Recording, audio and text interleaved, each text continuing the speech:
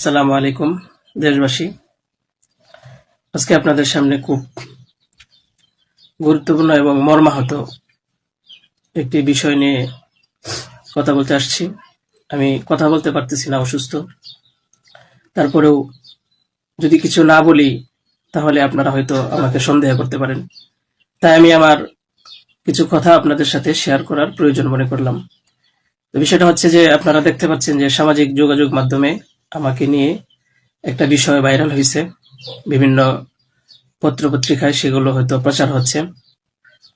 তো আমি আপনাদের বলবো যে এই বিষয়টার সাথে, যে বিষয়টা মেঘলা নামক একটা মেয়ে এবং আমার ছবি দিয়ে যে একটা অপপ্রচার করা হচ্ছে, অপবাদ রটানো হচ্ছে, এটার সাথে আমি কোনোভাবেই সম্পৃক্ত না। আমি এটার বিষয়ে কিছুই জানি না। আমি যদি বলি তাহলে বলবো যে এই মেয়েটা আমাদের এখানে পড়াশোনা করেছে, গত বছর পড়েছে এবং এর আগের বছরও পড়েছে। তো এর আগের বছর পূর্ণ বছর পড়াশোনা করার পরে সে আমাদের মাদ্রাসা থেকে চলে যায়। তো পরবর্তী বছর যখন মাদ্রাসা শুরু হলো তখন আমরা খোঁজ নিয়ে জানতে পারলাম যে কে কে আসে নাই। তো যারা যারা আসছে না তাদের মধ্যে সেও একজন ছিল, যে সে এখান থেকে চলে গেছে অন্য কোথাও। তো খবর নিয়ে জানতে পারলাম সে ঢাকা চলে গেছে, তারা বাবা মার সাথে থাকে। বাবা মা সৎ বাবা এবং মা অন্য কোথাও আগে বিয়ে বসছিল। তো বর্তমান যে বাবা আছে মেঘলা, তার মেয়ে না, বরং আগের বাবার মেয়ে সে। তো সে যখন ঢাকায় চলে গেল আমরা শুনলাম, তখন আমরা কিছু বলি নাই, ঠিক আছে, ঢাকায় তো পড়াশোনা বেশি হয়, তাহলে পড়ুক।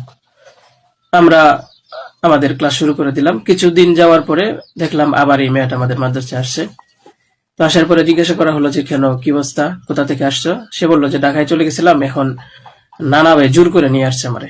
আমি আসতে চাইছিলাম না, আমাকে জোর করে নিয়ে আসছে নানা ভাই। দেশবাসী, আমি আপনাদের সাথে শুধু এই কথাটাই বলতে চাই যে যে মেয়েটা এখানে আসতে চাইছিল না, চাচ্ছিল না, তাকে কেন জোর করে আনা হলো? তাকে জোর করে আনার পিছনে কি কারণ ছিল বা তার কি স্বার্থ ছিল? পরবর্তীতে আমরা এটাও জানতে পারি যে এই মেয়েটা তার এই নানার সাথে রাতের বেলা ঘুমায়। সে নিজেই বলছে।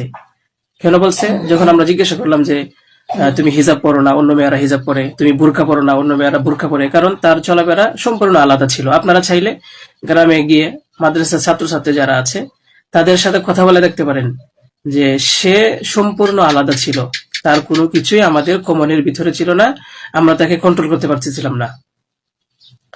তো সে এইভাবে কিছুদিন থাকার পরে আমরা ভাবলাম যে হয়তো তাকে আমরা রাখতে পারবো না, কারণ আমরা তাকে কন্ট্রোল করতে পারছি না।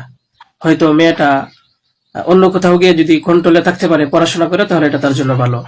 তাই আমরা তার গার্জেনের কাছে বললাম, তার মাকে আমরা বুঝাইয়া বললাম। আমাদের উদ্দেশ্য এটাই ছিল যে তার মা যেন তাকে বুঝিয়ে বলে যায় যে হুজুরের কথা মেনে চলবা, মাদ্রাসার নিয়ম কানুন মেনে চলবা, এই কথাগুলো উনি বুঝিয়ে যাবেন। কিন্তু উনি কি করছেন যে ওনার মেয়েকে উনি বলছে যে না, আমি এখানে রাখবো না, নিয়ে চলে যাব। তো আমাদের এখান থেকে প্রায় 5-6 মাস আগে আমাদের মাদ্রাসা থেকে নিয়ে চলে গেছে। হয়তো পরবর্তীতে খবর নিয়ে জানতে পারলাম সিলেটে যেখানে উনি থাকে সেখানে নিয়ে গেছে। তো নিয়ে যাওয়ার পরে এখন কিছুদিন আগে আবার আসছে, এসে বলতেছে যে এই দুর্ঘটনা, যে খুব বড় সমস্যা। যে কথাটা শোনার পরে আমার মতো একজন সাধারণ মানুষ, আমি আর সহ্য করতে পারছি না, আমি আর নিজেকে ঠিক রাখতে পারি নাই। আমি একেবারে অসুস্থ হয়ে পড়ছি। কারণ আপনারা হয়তো জানেন যে অনেকেই, আমার ফ্যামিলি আছে, আমার বাচ্চা আছে, আমার বিবি সাহেব আছে, আমার আত্মীয় স্বজন আছে। আপনারা বলুন তো, আমার নামে যে বিষয়টা প্রচার হচ্ছে, এটা আমার ফ্যামিলির লোকেরা দেখে আমাকে কি বলছে, কি ভাবছে? আপনারা সঠিক তদন্ত করুন। আমি কখনোই দেশের আইনের প্রতি অবাধ্য না, আমি শ্রদ্ধাশীল। দেশের আইন আছে, সে আইন সঠিক অপরাধী যে তাকে খুঁজে বের করবে।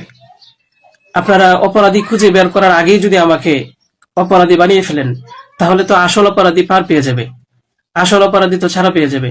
আপনাদের কাছে আমি অনুরোধ করে বলি, আপনারা আসল অপরাধীকে খুঁজে বের করুন। টেস্ট করা হোক যে আসলেই এ বাচ্চা বাবাকে।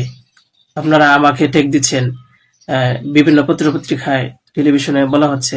আমি আপনাদের কাছে শুধু এই কথাইগুলি বলবো যে আল্লাহ তাআলার বিচারের উপরে যদি শ্রদ্ধাশীল থাকেন, এই বিশ্বাস করেন, তাহলে আমাকে নিয়ে আর এরকম কাজ করবেন না।